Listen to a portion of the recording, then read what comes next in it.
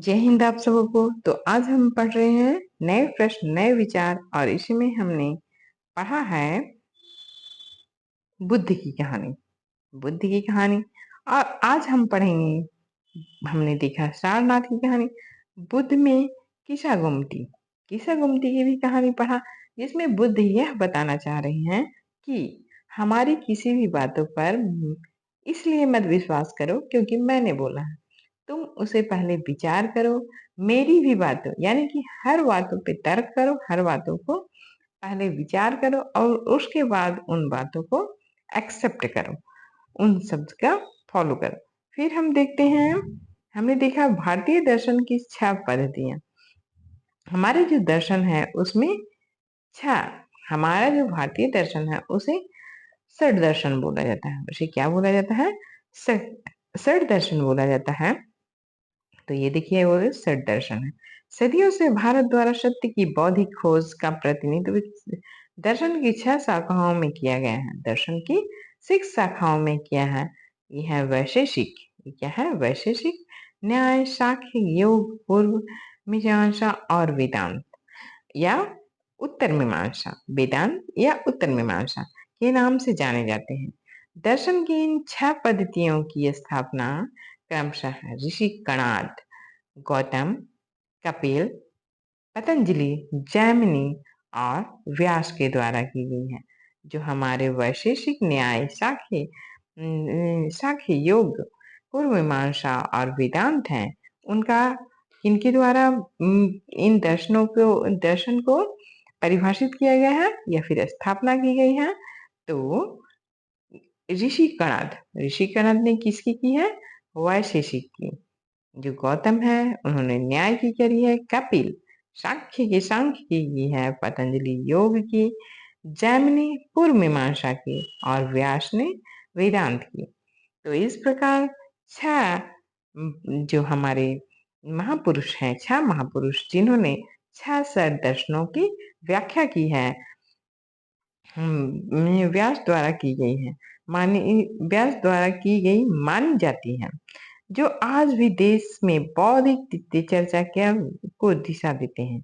बोल रहा है कि जो इनके कारण आज भी हमारे देशों में इनके जो दर्शन हैं वो आज भी एक अपना महत्वपूर्ण रोल निभाते हैं। जर्मन मूल के ब्रिटिश वादविद फ्रेडरिक मैक्स मुलर के अनुसार दर्शन की इन 6 शाखाओं का विकास कई पीढ़ियों के दौरान व्यक्तिगत विचारकों के योगदान से हुआ। यद्यपि ये एक दूसरे से भिन्न दिखते हैं तथापि सत्य में इसकी समझ में आधारभूत तालमेल दिखता है। बोला है कि ये जो दर्शन है, अगर हम इसका विश्लेषण करें और इन्हें समझें तो हमें अलग अलग दिखता है, लेकिन इन सबों का जो मूल रूप है वह सभी क्या है? एक है। अब यहाँ देखिए, एक इससे हम पहले हमने पिछले वीडियो में पढ़ा था सार्वभौम ब्रह्म। हमने पढ़ा था या इसमें कि जो हमारे उपनिषद है उसमें सार्वभौम आत्मा का विचार आया था, जिसमें क्या कहा गया था कि कैसे ऐसे उपनिषद में हुआ। उपनिषद उनका मानना क्या था कि विश्व में कुछ तो ऐसा है जो अस्थाई है, जो मृत्यु के बाद भी बचा रहता है। उन्होंने इसका वर्णन आत्मा और ब्रह्म से किया अथवा सार्वभौम आत्मा के रूप में। वे मानते थे कि अंततः आत्मा और ब्रह्म एक ही है। उन्होंने कहा कि आत्मा और ब्रह्म एक ही है। उस पे एक कहानी दी गई है जो हमें सीखने के लिए बहुत ही लाभप्रद है। लाभप्रद का मतलब हम सीख सकते हैं उनसे। क्या है? बुद्धिमान भिखारी। यह वार्तालाप छांदोग्य उपनिषद द्वारा प्रसिद्ध है। उपनिषद में की एक कहानी पर आधारित है।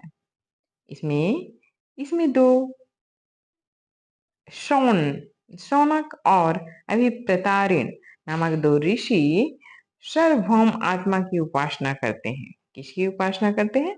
सार्वभौम आत्मा की। एक बार ज्यों ही वे भोजन करने के लिए बैठे, जैसे ही वो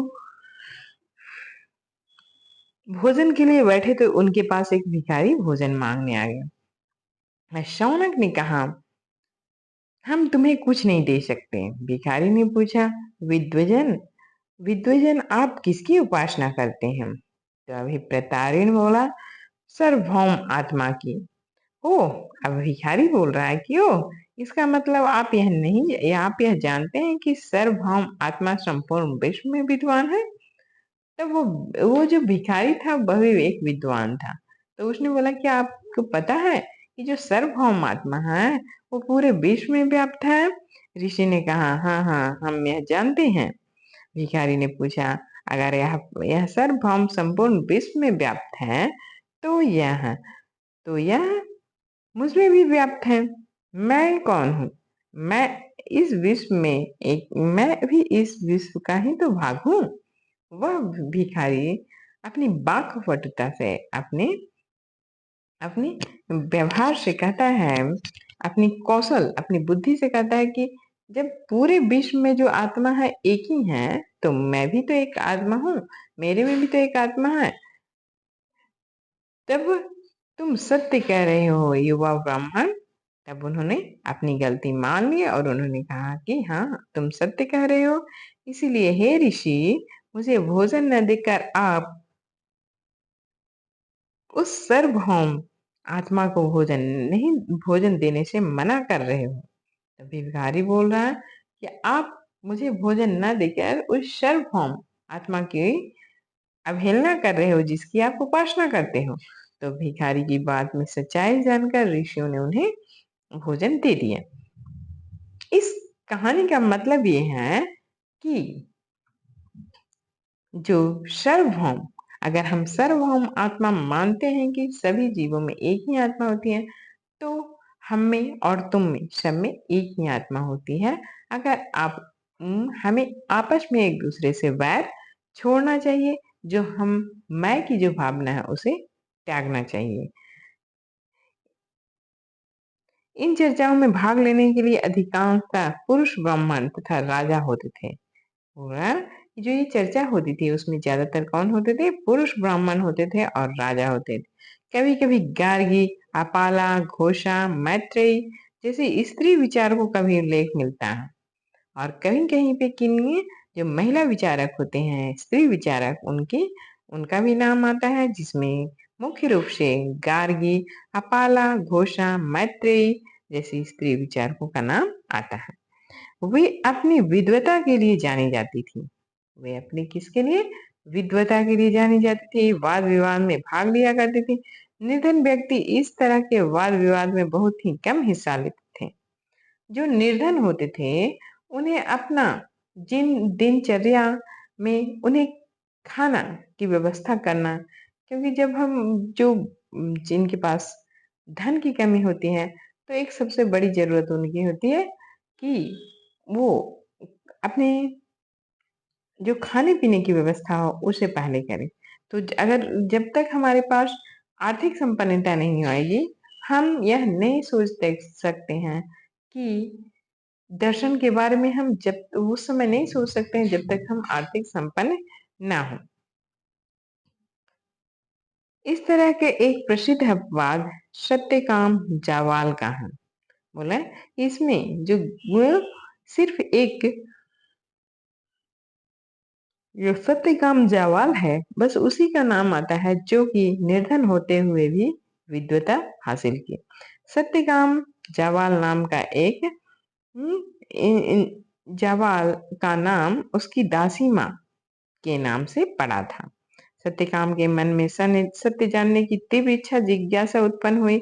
गौतम नामक एक ब्राह्मण ने उन्हें अपने विद्यार्थी के रूप में स्वीकार किया तथा वह अपने समय में के सर्वाधिक प्रसिद्ध विचारकों में से एक बन गया। उपनिषदों में कई बार विचारों का विकास वाद में प्रसिद्ध विचारक शंकराचार्य के द्वारा में किया गया है, जिसके बारे में तुम क्लास 6 में पढ़ोगे। हो रहा है कि जो उस समय ब्राह्मणों का वर्चस्व था। इनका मतलब क्या है कि उस समय ब्राह्मण का वर्चस्व था। और कभी कभी वाद विवाद में जो ग्रामीण लोग थे, जो गरीब लोग थे, वो बहुत ही कम भाग लेते थे। अगर उन सब में एक अपवाद के रूप में जो सत्यकाम जवाल थे, उन्हीं का नाम आता है। अब हम देखते हैं कि हम व्याकरणविद पाणिनि, ये देखिए व्याकरणविद पाणिनि, इस युग में कुछ ऐसे विद्वानों की भी खोज कर विद्वान भी खोज कर रहे थे। उन्हीं प्रसिद्ध विद्वानों में से पाणिनि थे, जो संस्कृत भाषा के व्याकरण की रचना की। जो पाणिनि है उन्हें व्याकरण की जननी कहा जाता है। मतलब व्याकरण जो सबसे पहली बार व्याकरण लिखा गया वह पाणिनि के द्वारा लिखा गया है। और उन्होंने स्वरों और व्यंजनों को एक विशेष क्रम में रखकर उनके आधार पर सूत्रों की रचना की। ये सूत्र बीजगणित के सूत्रों से काफी मिलते जुलते हैं। इनका प्रयोग कर उन्होंने संस्कृत भाषा के प्रयोग के नियम लघु सूत्रों के रूप में लिखे। अब देखिए हम जैन धर्म को देखते हैं। हम क्या देखते हैं? जैन धर्म को देखते हैं। तो अभी हमने बौद्ध धर्म देखा और उसी के आसपास जैन धर्म का भी विकास हुआ था। तो जैन धर्म का विकास हुआ तो हम जैन धर्म इस युग में लगभग 2500 वर्ष पूर्व जिस समय बौद्ध धर्म का विकास हुआ, लगभग उसी समय जैन धर्म का भी विकास हुआ। जैन धर्म के 24वें अंतिम तीर्थंकर वर्धमान महावीर ने भी अपने विचारों का प्रसार किया। बोल रहा है कि जब बौद्ध धर्म का विकास हो रहा था उस समय जैन धर्म के भी अंतिम तीर्थंकर जो जैन धर्म में जो जो जैन धर्म के प्रचारक होते हैं उन्हें तीर्थंकर बोला जाता है। तो जो अंतिम तीर्थंकर थे 24वें, उनका नाम था वर्धमान महावीर ने भी अपने विचारों का प्रसार किया। वह वज्जी संघ के लिच्छवी कुल के एक क्षत्रिय राजकुमार थे। वो भी वज्जी कुल के एक राजा थे। वो क्या थे? वज्जी कुल में एक संघ था। हमने पढ़ा था सबसे पहले, जब हमने जन्म को पढ़ा था तो हमने देखा कि वज्जी एक संघ था जिसमें एक राजा नहीं हुआ करते थे, राजाओं का समूह हुआ करता था, जो सभी मिलकर क्या करते थे? राम उस क्षेत्र का कार्यभार देखते थे। तो लिच्छवी कुल, वहां पे अलग अलग कुल थे जिसमें लिच्छवी कुल था, जिसके एक क्षत्रिय राजकुमार थे। जिस प्रकार सिद्धार्थ भी क्या शाक्य सिद्धार्थ जो थे हमारे बौद्ध धर्म के जो संस्थापक थे, सिद्धार्थ, वो कौन से कुल के थे? शाक्य। शाक्य नामक एक छोटे गांव से संबंधित थे। वहीं पे जैन धर्म के जो हमारे वर्धमान महावीर थे वो लिच्छवी कुल से संबंधित थे। लिच्छवी कुल से इस संघ के विषय में तुमने अध्याय 5 में पढ़ा होगा। 30 वर्ष की आयु में उन्होंने घर छोड़ दिया। ठीक है। और 12 वर्ष तक उन्होंने एकांतवास तथा कठिन परिश्रम किया। तब जाकर उन्हें क्या हुआ? ज्ञान की प्राप्ति हुई। उनकी शिक्षा सरल थी। उनकी शिक्षा क्या थी? सरल थी। सत्य जानने की इच्छा रखने वाले प्रत्येक स्त्री व पुरुष को अपना घर छोड़ देना चाहिए। उनका सबसे पहला उद्देश्य था कि जिनको सत्य की खोज करनी है तो वो क्या करो? अपना घर छोड़ दो। उन्हें अहिंसा के नियमों को कड़ाई से पालन करना चाहिए और उन्हें जो अहिंसा होती है उसे कड़ाई से पालन करना चाहिए। अर्थात किसी भी जीव को न तो कष्ट देना चाहिए और न ही उसकी हत्या करनी चाहिए। महावीर का कहना था सभी जीव जीना चाहते हैं। महावीर ने कहा कि जो पृथ्वी पे आया है, जिसका जीवन हुआ है, सभी जीना चाहते हैं, सभी के लिए जीवन प्रिय है। महावीर ने अपनी शिक्षा प्राकृत में दी। जिस प्रकार बुद्ध ने अपनी शिक्षा प्राकृत भाषा में दी, उसी प्रकार जैन धर्म के 24वें तीर्थंकर महावीर ने भी अपनी शिक्षा प्राकृत भाषा में दी। क्योंकि उस समय जो जनमानस की भाषा थी वो प्राकृत भाषा थी। जैसे कि आप हम देखते हैं, अगर हम किसी भी चीज को सिखाना चाहते हैं बच्चों को, तो अगर उनकी ही भाषा में सिखाया जाए तो बच्चे जल्दी से, उनकी मदर लैंग्वेज में सिखाएं तो वो जल्दी सीखते हैं। तो उसी प्रकार महात्मा बुद्ध और महावीर दोनों ने यह समझा कि अगर मैं कोई नई शिक्षा देना चाहता हूँ, नए उपदेश देना चाहता हूँ, तो मुझे जनमानस की भाषा यानी प्राकृत का उपयोग करना चाहिए। क्योंकि जो उस समय संस्कृत था वो सिर्फ एलिट वर्ग के लोग हैं। एलिट मतलब जो कुलीन, जिनके पास आर्थिक संपन्नता थी, जो वरिष्ठ, जो उनके पास पैसे थे, वही संस्कृत का उपयोग किया करते थे। यही कारण था कि साधारण जन भी उनके तथा उनके अनुयायियों की शिक्षाओं को समझ सके। इस कारण उन्होंने प्राकृत में अपना उपदेश दिया, तो उस समय के जन लोग उनकी शिक्षा को समझ पाए। देश के अलग अलग हिस्सों में प्राकृत के अलग अलग रूप प्रचलित थे। होगा कि जो प्राकृत है वो एक ही रूप में प्रचलित नहीं था। हर क्षेत्र में प्राकृत के अलग अलग रूपों का प्रचलन था। प्रचलन क्षेत्र के आधार पर ही उनके अलग अलग नाम थे। जैसे मगध में बोली जाने वाली प्राकृत मागधी कहलाती थी। जो मगध में प्राकृत बोली जाती थी उसे क्या बोला जाता था? मागधी।